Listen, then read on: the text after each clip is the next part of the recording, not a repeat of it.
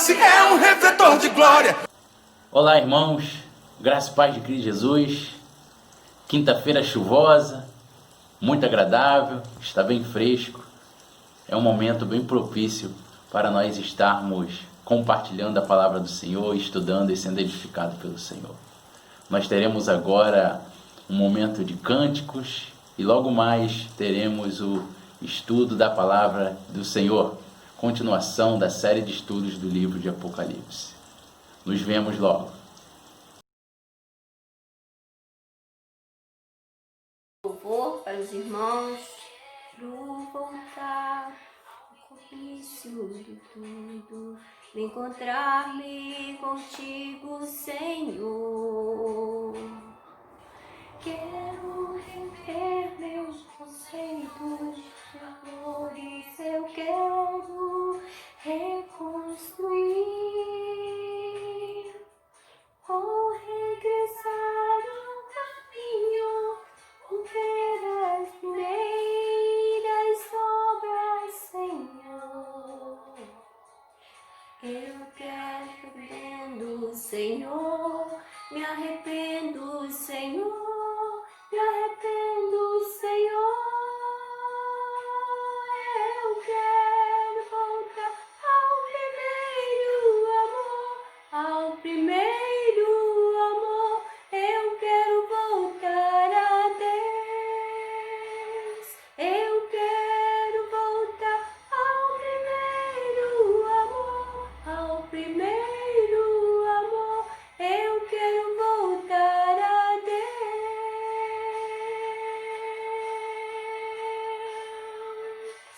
Quero voltar ao começo de tudo, encontrar-me contigo, Senhor.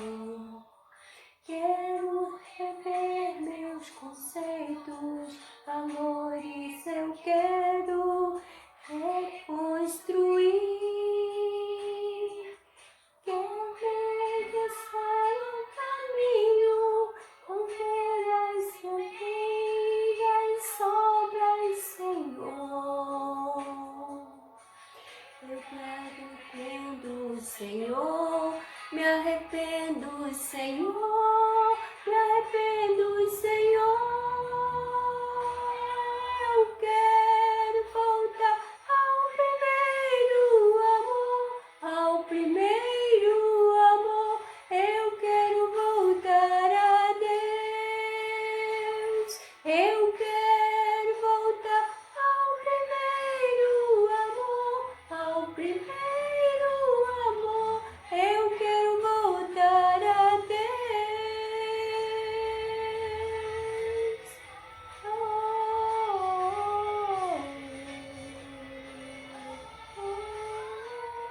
Eu quero voltar ao primeiro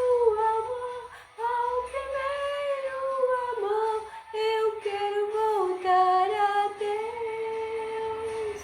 Eu quero voltar ao primeiro amor, eu quero voltar.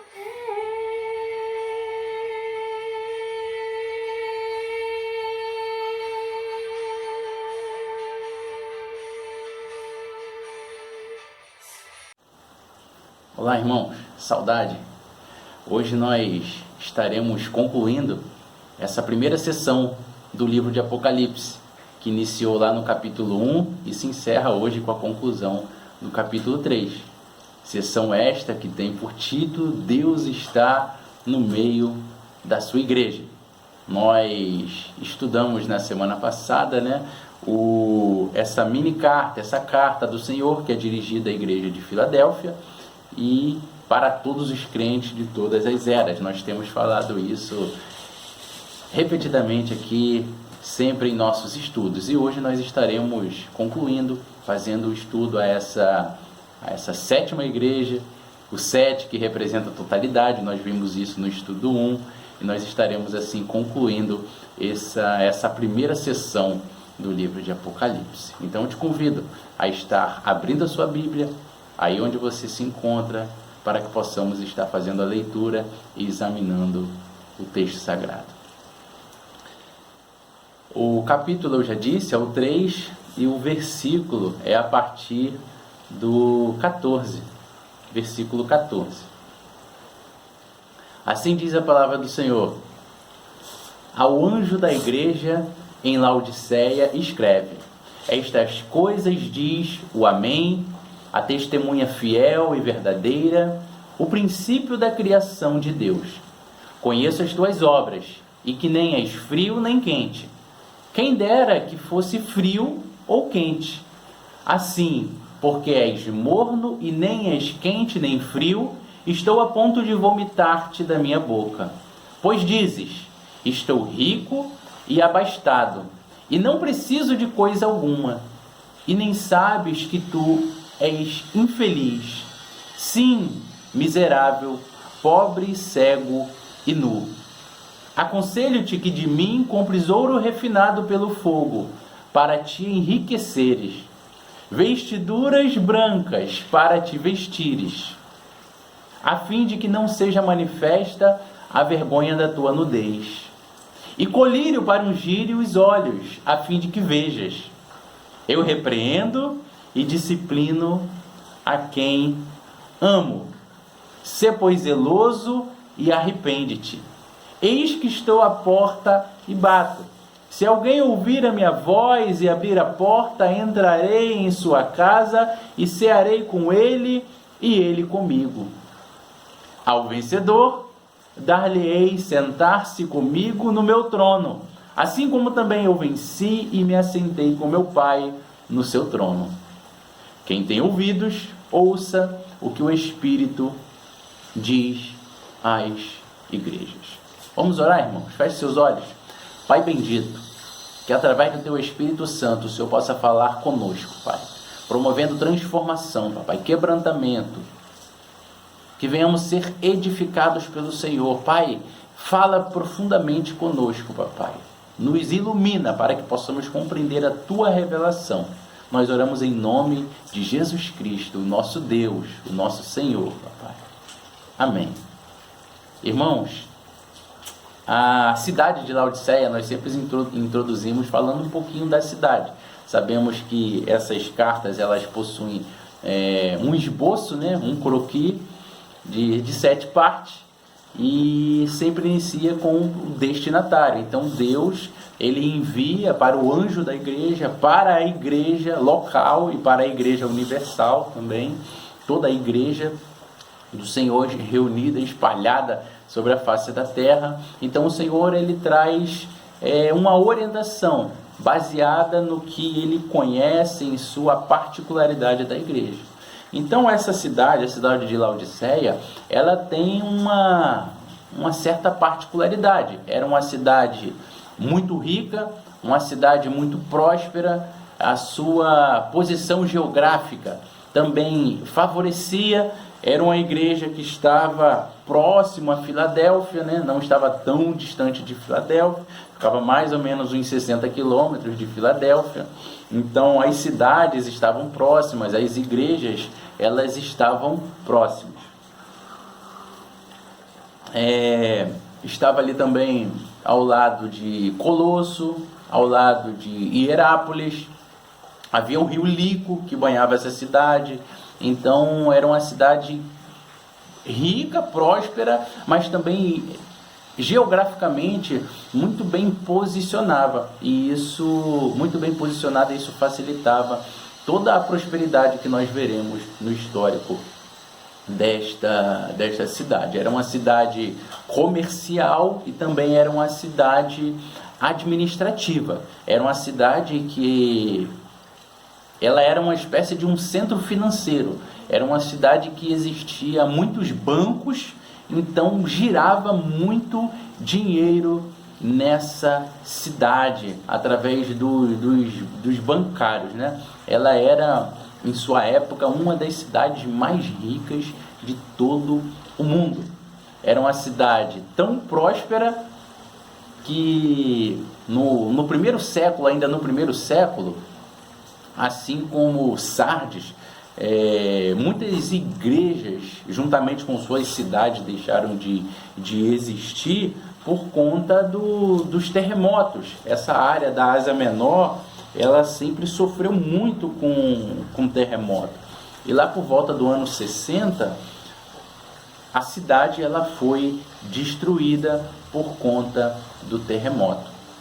E algo assim marcante, que nós assim temos uma noção de ver a prosperidade financeira que essa cidade de Laodiceia tinha, é que o Império Romano, ele, lógico, fez contato com a sua cidade para poder enviar o subsídio, né, do império, do governo, usar essa linguagem para facilitar nosso entendimento, e a cidade de Laodiceia, ela recusou. Ela era tão bem financeiramente, tão próspera, que ela recusou a ajuda financeira do império. E eu fico refletindo em nossa realidade, né, aqui no Brasil. Passamos por um mosquitinho, um probleminha, um pequeno problema na saúde, na doença, na nossa área sanitária, que não foi só no nosso país, mas foi mundial, e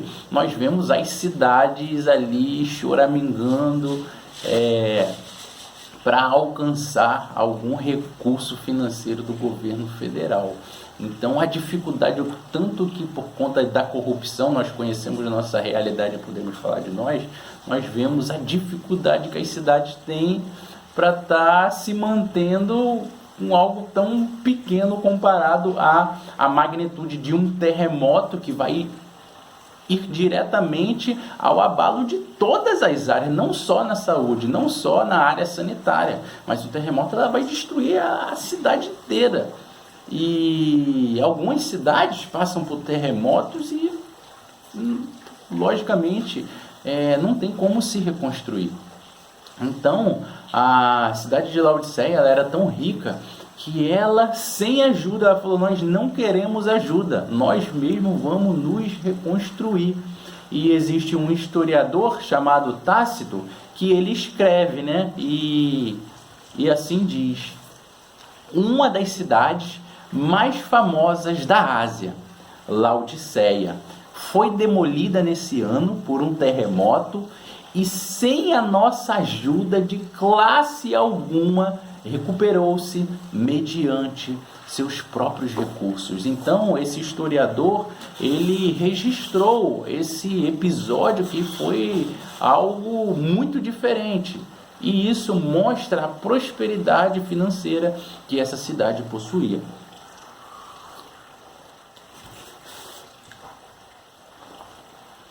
Nós vimos, através da leitura do texto e agora conhecendo mais sobre a história dessa cidade, que a riqueza ela acaba atrapalhando a vista de Deus, e pessoalmente essa igreja, por conta de sua grande abastança financeira, ela não conseguiu ver a glória de Deus, não conseguiu ver a presença de Deus. Ela era uma cidade tão rica que não sentia a necessidade de Deus. E Jesus ele fala tanto, né, em suas parábolas sobre a dificuldade daqueles que se apegam a dinheiro, que tende a encontrar Deus. Paulo ele vai falar sobre a pessoa que idolatra Deus idolatra o dinheiro a ponto de fazer um Deus, né?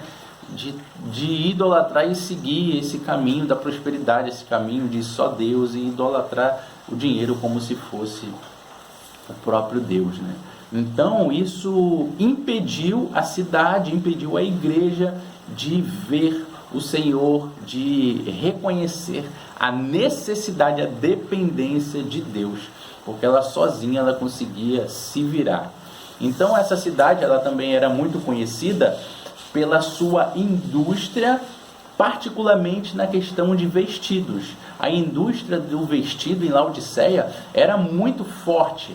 Laodiceia é conhecido pelas suas ovelhas que pastavam ao redor da cidade, nas fazendas, e essas ovelhas elas possuíam a sua lã, sua pelagem, né, muito macia, muito sedosa, muito brilhante. Então daí vinham vinham muitos vestidos e a cidade ela era muito orgulhosa com a sua roupa, com a questão da vestimenta externa, com a questão principalmente dos vestidos. Ela exportava e era muito forte. Então a cidade de Laodiceia, ela era tão orgulhosa por conta de suas roupas que não conseguiu se dar conta que Deus a enfrentava a via desnuda. Então Laodiceia, ela também era famosa, essa cidade ela também era famosa pela questão da medicina. A medicina era muito forte, tanto é que dois médicos muito famosos, e fica aqui para conhecimento, Chelches e Filaete, suas faces foram registradas em uma moeda que circulava dentro da cidade. Dentro da área da medicina, eles possuíam um colírio muito bom, que também era exportado para todo o mundo.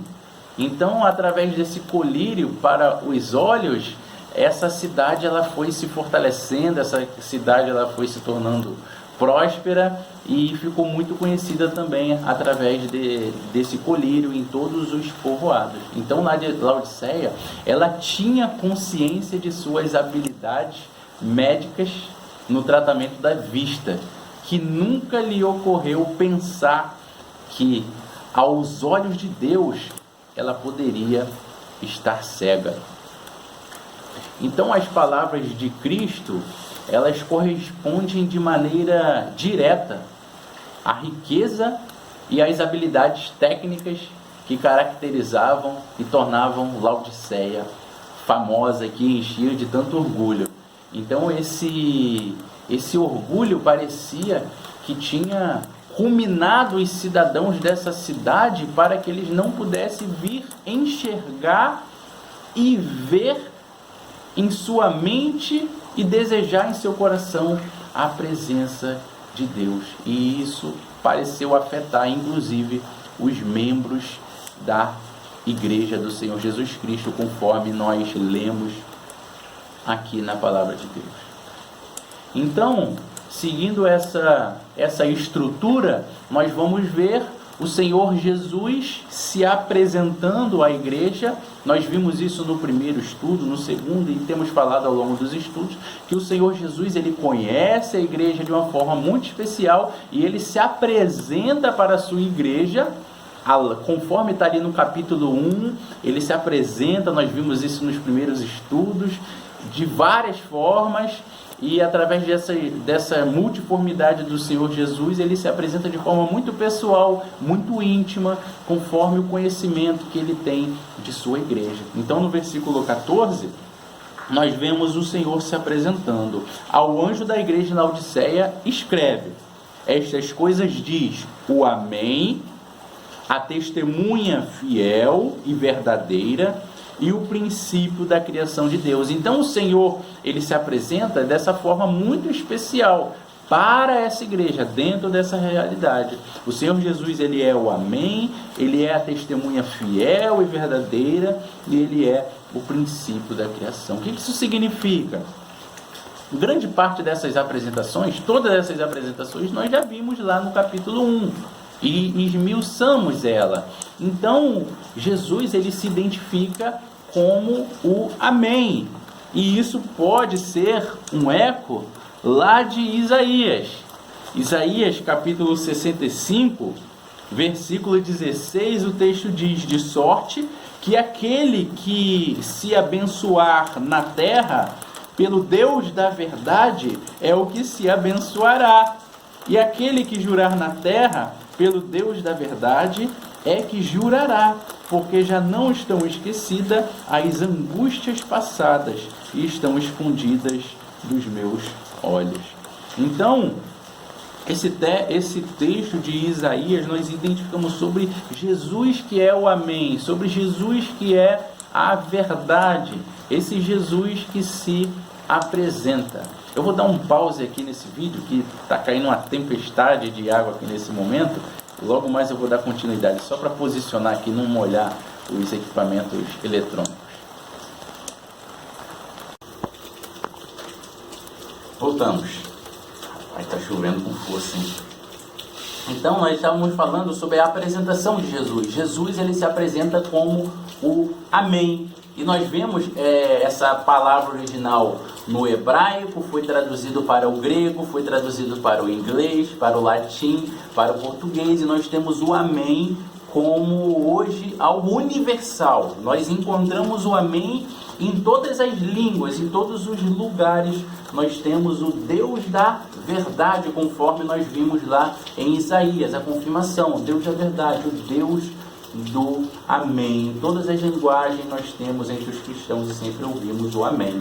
Jesus, ele é chamado de o Amém. Nós encontramos nas Escrituras Jesus sempre sendo chamado de o Amém, porque nele se cumprem todas as promessas do Senhor. Em Colossenses, aqui no versículo 19,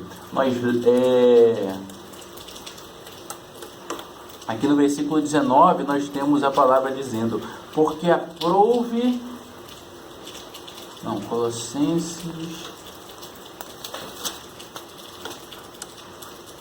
Isso, Colossenses... Não, calma aí. Rapidinho.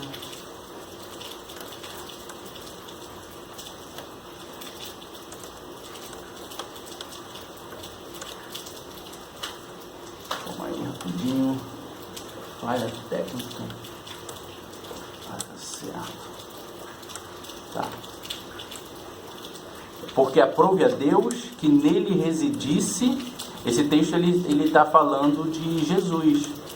Aprove a Deus que nele residisse toda a plenitude, e que, havendo feito a paz pelo sangue da sua cruz, por meio dele reconciliasse consigo mesmo todas as coisas, quer sobre a terra, quer sobre os céus. Então, o Senhor Jesus, ele está reconciliando consigo todas as coisas. Então, em Cristo Jesus, todas as coisas são confirmadas. Ele é o cabeça, nós somos o seu corpo. Então, a igreja do Senhor Jesus, ela está avançando, a igreja do Senhor Jesus, ela está prosseguindo em Cristo Jesus. Todas as promessas se cumprem, e ao nome de Jesus todo joelho se dobra. Então, nós vemos também o Senhor Jesus se apresentando como a testemunha fiel e verdadeira. E lá no capítulo 2, que se refere lá ao capítulo 5, ao capítulo 1, versículo 5 em Apocalipse, onde o Senhor se apresenta como a fiel testemunha, nós temos no estudo 2 a definição de Marte. Marte é a palavra grega que significa o homem fiel, aquele que testemunha, que viu e sabe. O Marte fiel, aquele que sustenta o seu testemunho até o fim e está disposto a morrer por isso. Então Cristo, ele deu esse testemunho com a sua vida irrepreensível e sua morte para salvar o seu povo, para salvar a igreja. Essa definição está lá na apostila, no capítulo 2, e no estudo no YouTube, aí gravada no canal da congregação, no estudo 2. Jesus, ele também se apresenta como o verdadeiro. Nós falamos isso na quinta-feira passada.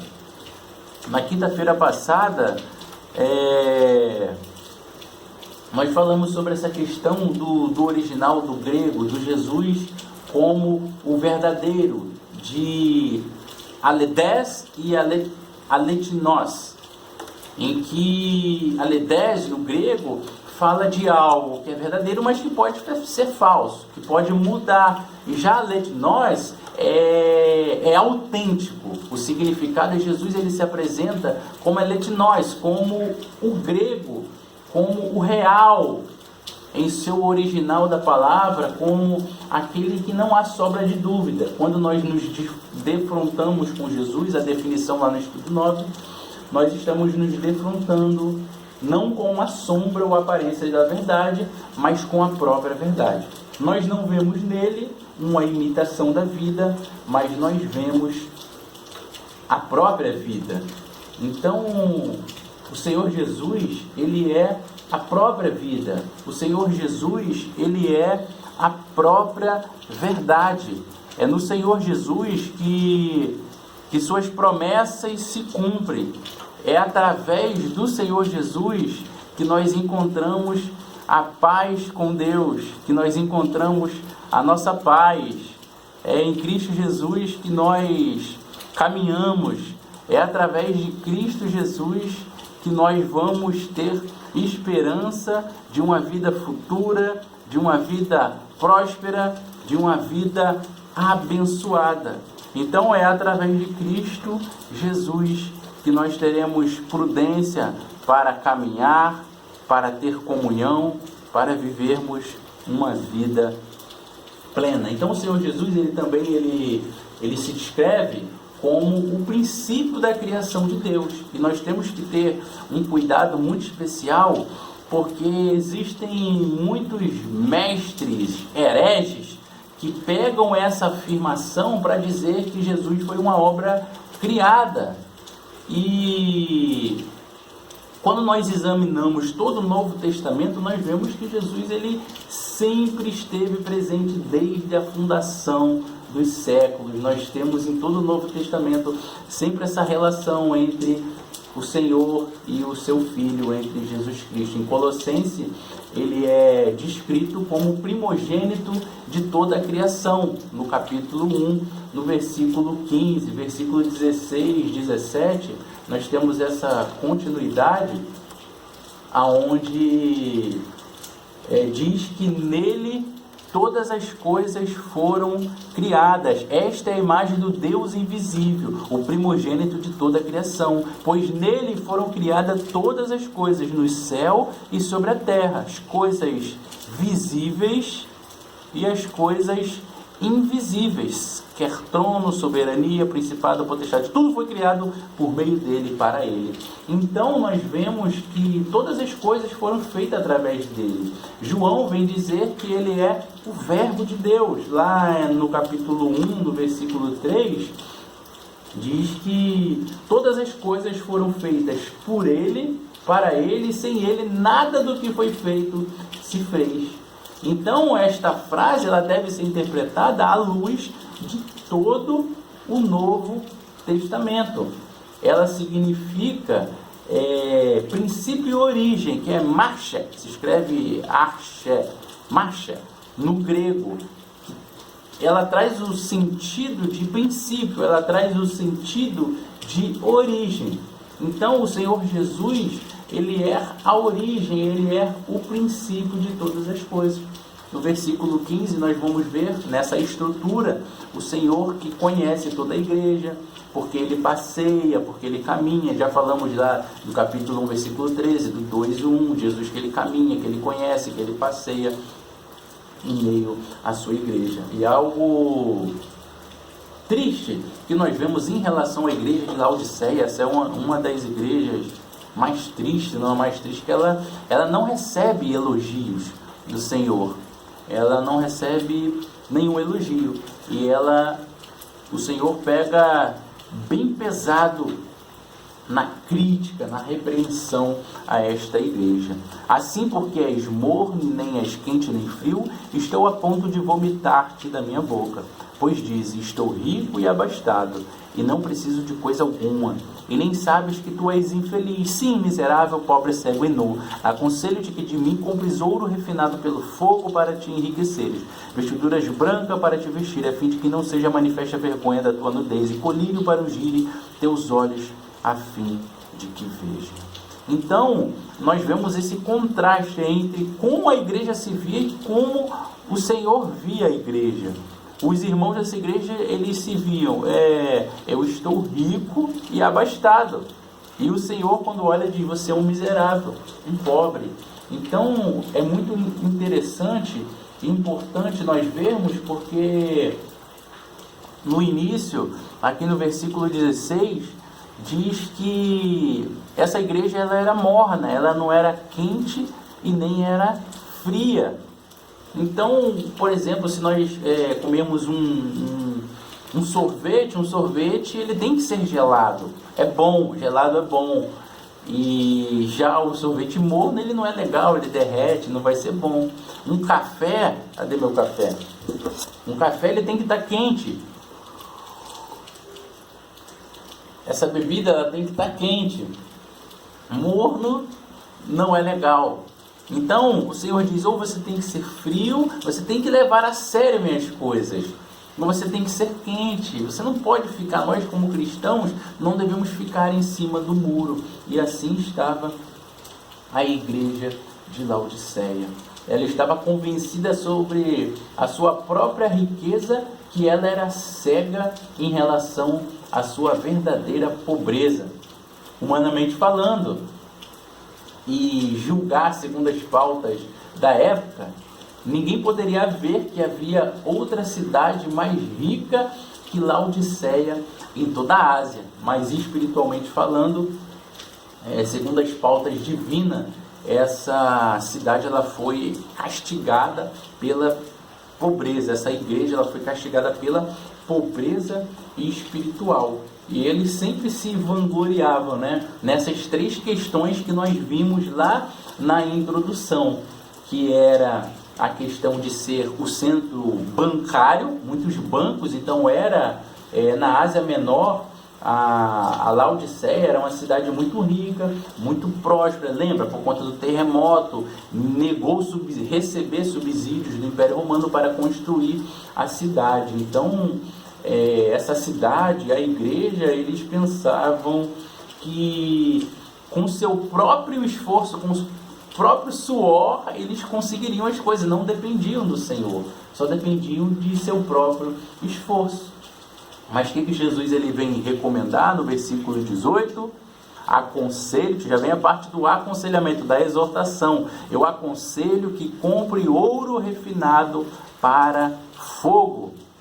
Ouro refinado pelo fogo para te enriquecer. Então, a bênção financeira, material que essa igreja tinha, na verdade ela não tinha, porque o Senhor diz que ela tinha que comprar ouro refinado. Ele sim tem ouro refinado. O ouro refinado ele tem valor, ele tem mais valor. Então, o ouro que ela possuía, essa prosperidade diante de Deus, não representava nada, e sim uma pobreza. Então, Pedro ele fala sobre essa questão da fé verdadeira, da dependência do Senhor. Então, quando nós dependemos do Senhor, quando nós buscamos a fé verdadeira, o Senhor ele confirma a nossa fé, ele nos conhece, para que uma vez confirmado, o valor da vossa fé, muito mais preciosa do que o ouro perecível, mesmo apurado por fogo, redunde em louvor, glória e honra na revelação da pessoa de Jesus Cristo.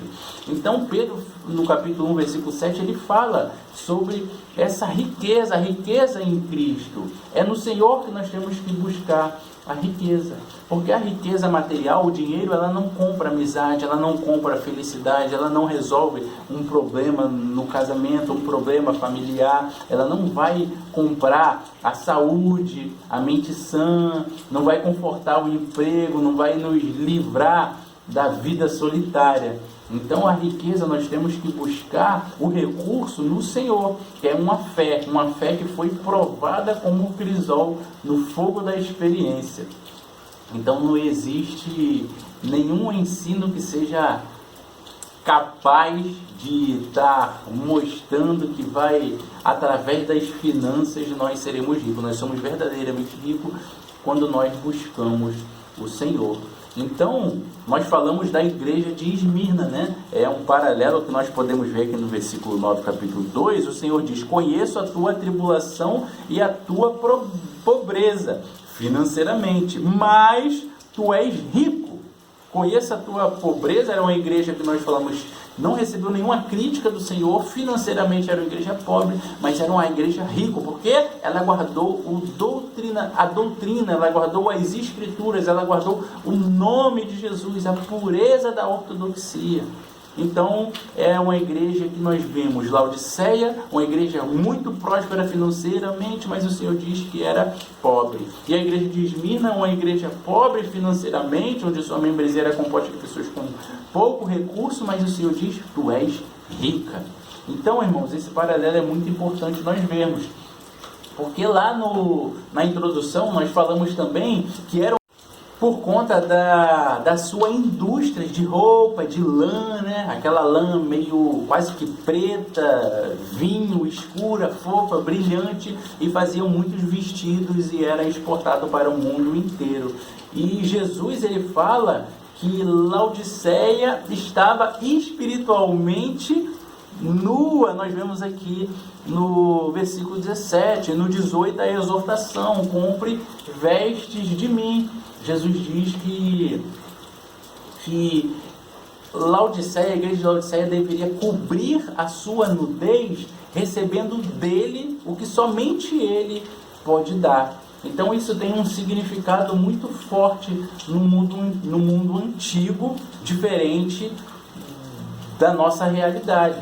O Egito, por exemplo, quando estava sendo invadida pela Síria, o Senhor diz lá em Isaías 24 que a Síria levaria eles nus, eles estariam nus, iriam levar tudo. Então nós vemos essa força que a pessoa sem suas vestes, né, no mundo antigo tinha um peso. Nós vemos Ezequiel, esse povo antigo entende muito bem melhor do que a gente. Ezequiel, ele exorta o povo de Deus, a Israel, a estarem se despindo da pecaminosidade e buscando o Senhor, 16, 37 ou 39. Naum, ele vai dizer, vai vir a advertir os desobedientes, lá em 3:5, mostrando que a nudez do povo de Deus estaria patente, latente aos olhos das nações pagãs. Então, no 3:5, então nós vemos sempre o Senhor chamando o seu povo para estar em comunhão. E entre os povos antigos nós temos aquela questão também das vestiduras, que quando uma pessoa que era abençoada pelo Senhor, ela estava sendo vestida com vestes reais, como, por exemplo, lá em Gênesis 14, Gênesis 41, nós vemos Faraó vestindo José, é um texto bem conhecido, uma passagem bem conhecida, com um linho fino. Nós temos também Daniel, lá em 5:29, quando ele é vestido por Belsazar. Então as vestimentas reais, elas sempre foram destinadas àqueles homens para quando o Senhor queria honrar o filho pródigo. Quando ele volta, quando ele retorna, o que o pai faz? Ele prepara a melhor de suas túnicas para estar colocando sobre seu filho, para estar honrando o seu filho. Enfim, irmãos, então Laodiceia se orgulhava muito de suas vestimentas, de suas roupas, particularmente do seu vestido. Então o Senhor Jesus, ele vem aconselhar, exortar a sua igreja aqui no versículo 18, dizendo para que você venha comprar, para que a igreja viesse estar comprando vestiduras brancas para te vestistes, a fim de que não seja manifesto a vergonha da tua nudez. Então compre vestiduras brancas. E o que quer dizer vestiduras brancas? É o caráter cristão, o caráter de Cristo, a comunhão com o Senhor, buscar nele, para Ele, viver por Ele, viver para a glória dEle. Então o caráter de Cristo, ela só vai vir externalizar em nossas obras quando nós nos voltarmos, nos quebrantarmos verdadeiramente nos caminhos do Senhor. Então nós vemos que tem pouco sentido uma pessoa que se adorna, veste roupas. Eu lembro quando era adolescente, a moda era comprar roupa de várias marcas. E o que adianta gastar fortuna em roupas se o seu interior está podre, se o seu interior está distante do Senhor, se nós estamos vivendo uma vida pecaminosa? Do que adianta adornar o corpo e não a nossa alma? Então nem todos os vestidos do mundo vai adornar a alma de uma pessoa que foi retorcida, que está vivendo uma vida pecaminosa. E Laodiceia também, nós vimos isso na introdução, ela se orgulhava do seu colírio, ela exportava o colírio, era muito forte através de sua medicina e ela curava muitas doenças nos olhos. Mas os fatos desta igreja mostram que ela era uma igreja cega, visto que não conseguia ver a sua pobreza e a sua nudez. Eu coloquei aqui no meu esboço uma conclusão desse ponto, né?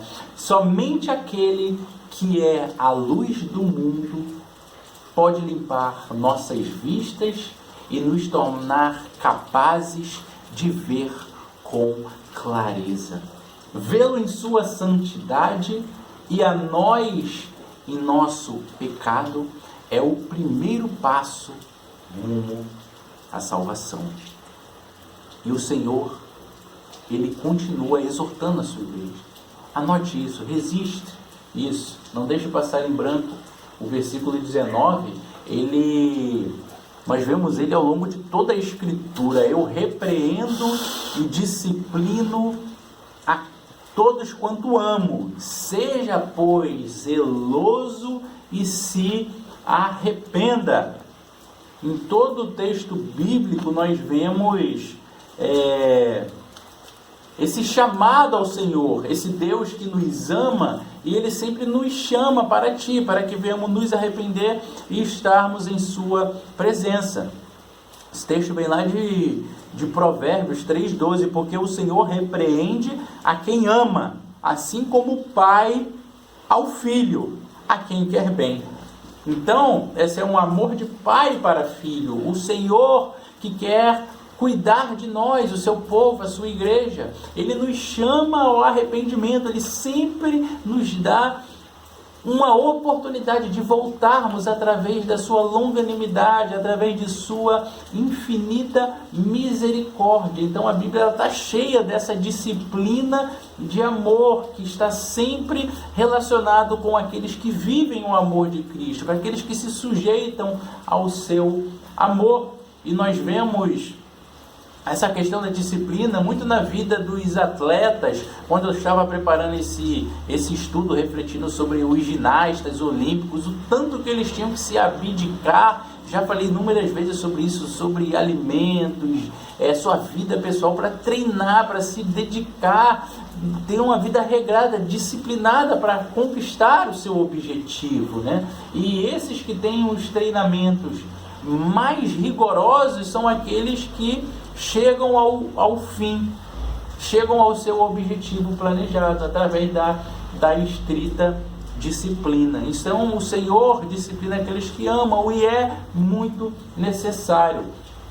O versículo 20, ele vem falar dessa simplicidade, né, muito particular do Evangelho. Eis que estou à porta e bato. Se alguém ouvir a minha voz e abrir a minha porta, entrarei em sua casa e cearei com ele e ele comigo. O Evangelho, ele é muito simples, não tem nenhuma dificuldade.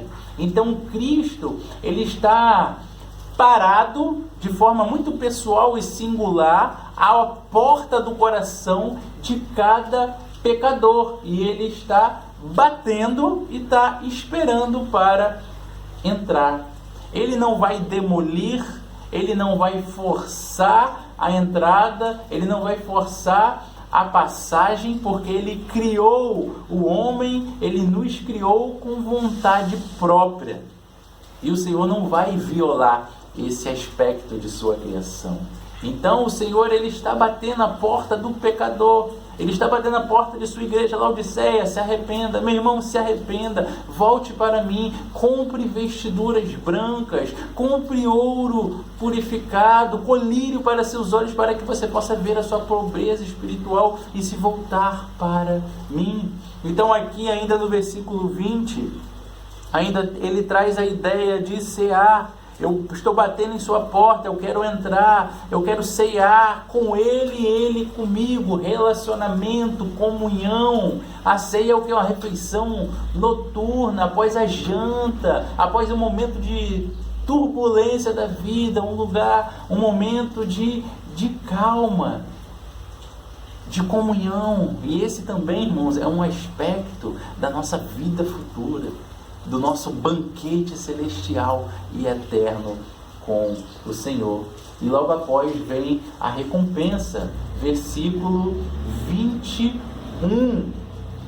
Ao vencedor dar-lhe-ei sentar-se comigo no meu trono, assim como também eu venci e me sentei com o meu Pai no trono. Então isso daqui é um eco lá do livro do Novo, ainda aqui no Novo Testamento, em Mateus, também nós encontramos em Lucas, essa promessa que o Senhor tem para a sua igreja. Assim como meu Pai me confiou um reino, eu também confio a vocês, para que comam e bebam em minha presença, no meu reino, e vos assentareis em tronos para julgar as 12 tribos de Israel. Então Jesus, ele fala com os apóstolos, ele falou com os 12 apóstolos, e ele fala conosco, ele fala comigo, ele fala com a sua igreja, para que nós venhamos estar em comunhão com o Senhor. O Senhor está nos exortando, e aqui há uma recompensa. Jesus, ele venceu todas as tentações, todas as provações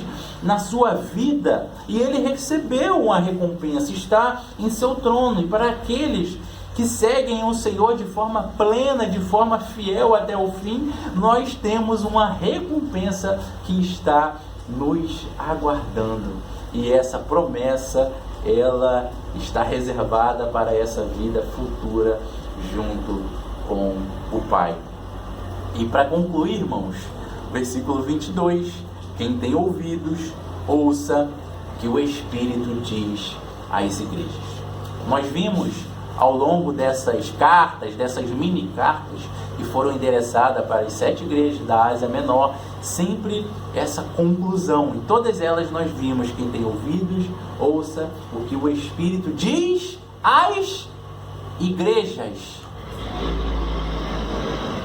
Essas cartas, elas são para todas as igrejas, de todas as épocas, é para as igrejas, de todos os tempos.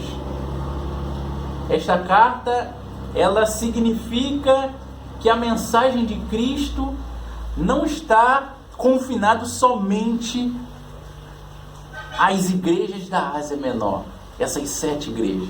Estudos passados nós dissemos que existiam muito mais de 7 igrejas ali na Ásia Menor, Colosso, Troades, Herápolis, muito mais igrejas. E o 7 no Apocalipse representa a totalidade, a obra completa. Então, através dessas cartas, o Espírito Santo falou com a igreja local, mas ele fala comigo, ele fala com você de forma muito pessoal. Através dessas cartas, o Espírito Santo fala com todos os homens de todas as eras, de todas as épocas. Então nós temos lido essas cartas e nós temos um pano de fundo histórico, nós temos um pano de fundo geográfico, nós temos um pano de fundo da situação da cidade, das respectivas cidades e das suas respectivas igrejas locais. Mas essas cartas, elas não são, ela não é somente algo local, mas ela é marcada por todo o tempo. Ela é uma mensagem eterna para todas as igrejas. Então, nestas cartas, o Espírito Santo, ele fala comigo hoje. Ele fala contigo, ele fala com a nossa igreja hoje.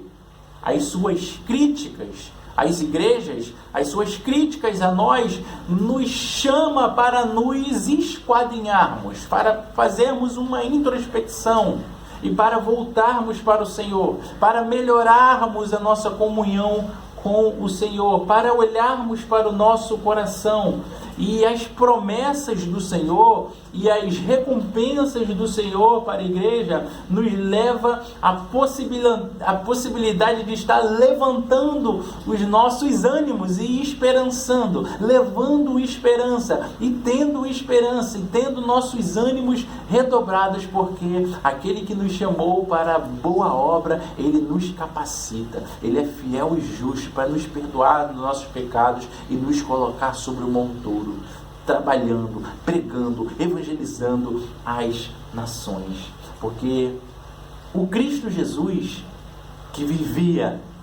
viveu nessa época, ele é o Cristo vivo, ele é o Cristo da cruz, ele é o Cristo crucificado, ele é o Cristo que ressuscitou e está vivo hoje, e é o Cristo que fala contigo, é o Cristo que fala comigo, é o Cristo que fala com a nossa igreja, é o Cristo que fala com a igreja de todas as eras.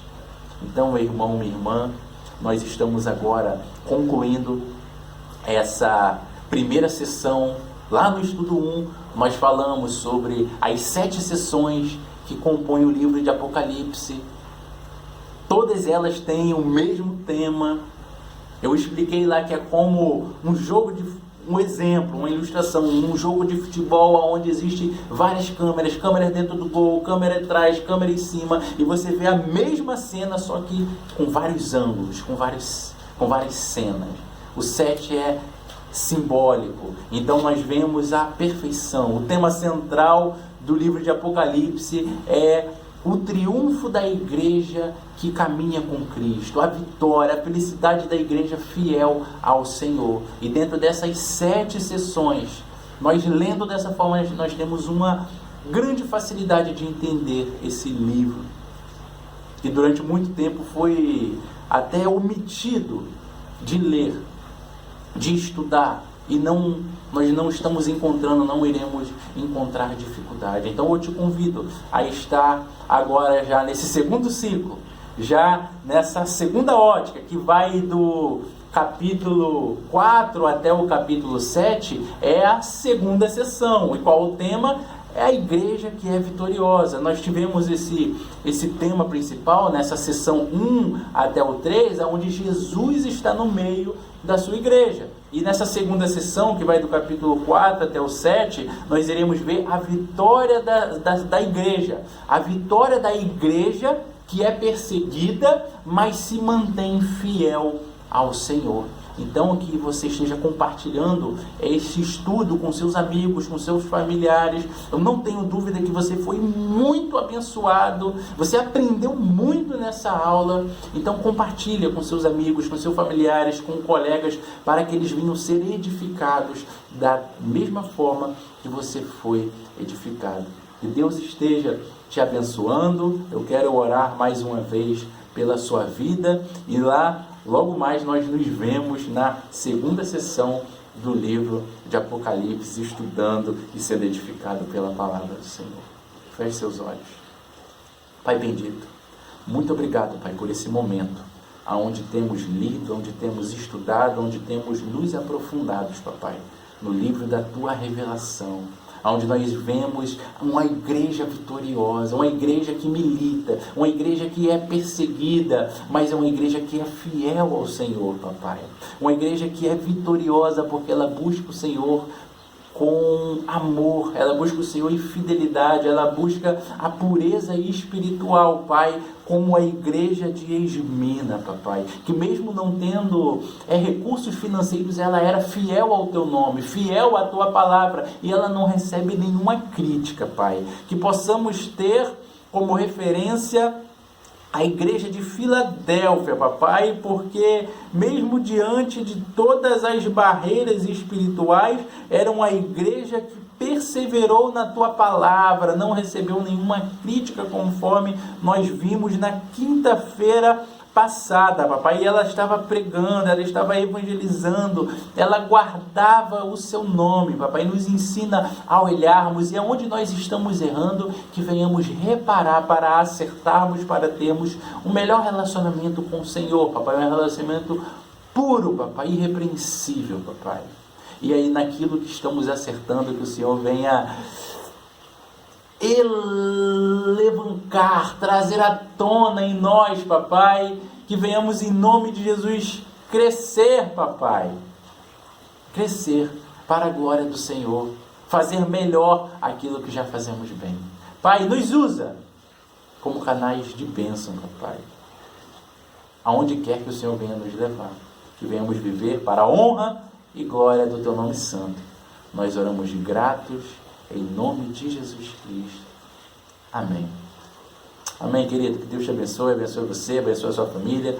Vamos encerrar esse momento com, novamente, um cântico. A irmã Delma estará nos conduzindo para que possamos louvar novamente ao Senhor. Venhamos estar meditando neste hino. Venhamos estar voltando ao primeiro amor. Venhamos estar amando o nosso Deus, pois Ele é digno do nosso amor. Deus abençoe. Quero voltar ao início de tudo, encontrar-me contigo, Senhor.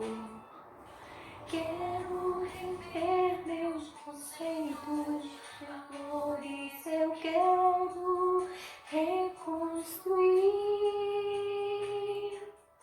ou regressar ao caminho, romper as primeiras obras, Senhor. Eu quero arrependo, Senhor, me arrependo, Senhor, me arrependo, Senhor. Eu quero voltar ao primeiro amor, eu quero voltar a Deus. Eu quero voltar ao primeiro amor, eu quero voltar a Deus.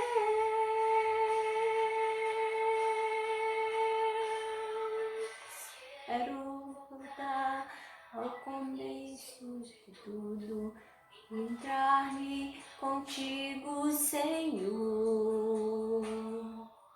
Quero rever meus conceitos, valores, eu quero reconstruir. Quero regressar ao caminho, romper as antigas obras, Senhor. Eu me arrependo, Senhor, me arrependo, Senhor, me arrependo, Senhor. Eu quero voltar ao primeiro amor, eu quero voltar a Deus. Eu quero voltar ao primeiro amor, eu quero voltar a Deus.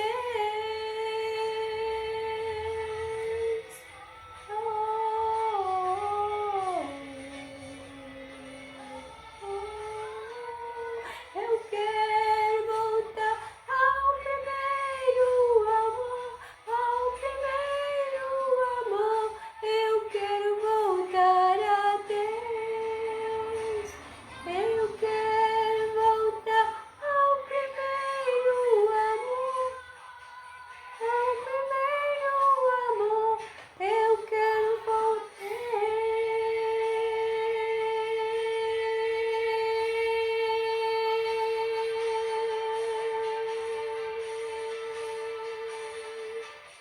Porque a igreja